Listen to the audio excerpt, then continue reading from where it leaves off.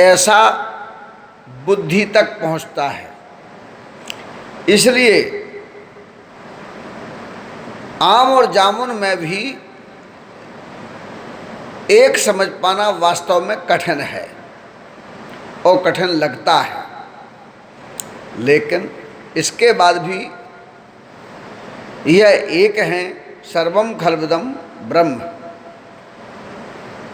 उस मूल तत्व के रूप में एक ही है।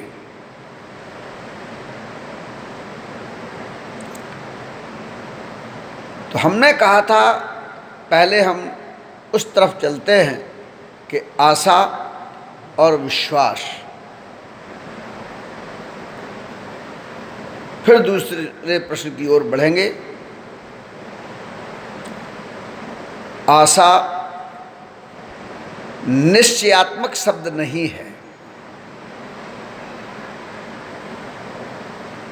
इच्छा से जुड़ा हुआ विषय है। जिस तरह से परमात्मा ने इच्छा की कि मैं एक हूं और मैं बहुत हो जाऊं, तो एक तो वह हो गए और एक से बहुत भी हो गए,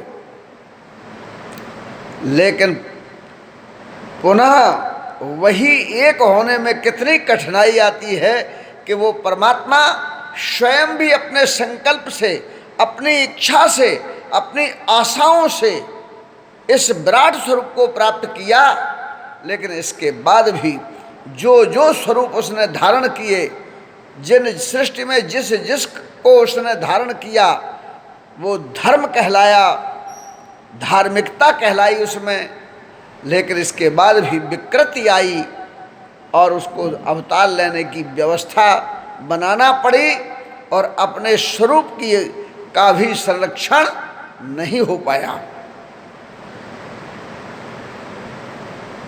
और इसी कारण से इस बात को हर धर्म संप्रदाय मत मतांतर ने स्वीकार भी किया है और इस संसार में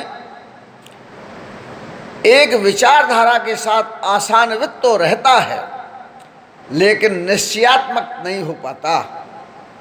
इसीलिए जैसे परमात्मा स्वयं निश्चयात्मक नहीं है और इसीलिए जीव को ईश बनने में बड़ी कठिनाई आती है, जो द्वितीय प्रश्न की आत्मा है।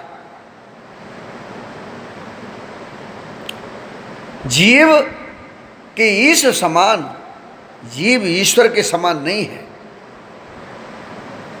लेकिन अगर परमात्मा का संकल्प देखें तो एक से अनेक होने का संकल्प तो है, लेकिन उस एक में अनेक परमात्मा का दर्शन होना चाहिए। तो दर्शन तो होता है, लेकिन कौन सा दर्शन होता है और ये संकल्प किसने किया? वो निर्गुण निराकार परमात्मा ने संकल्प किया। इसलिए निर्गुण निराकार परमात्मा में इच्छा शक्ति का जागरण होना और संकल्प होना, इसलिए वो परमात्मा अपने निर्गुण निराकार के रूप में तो सब में रहता है।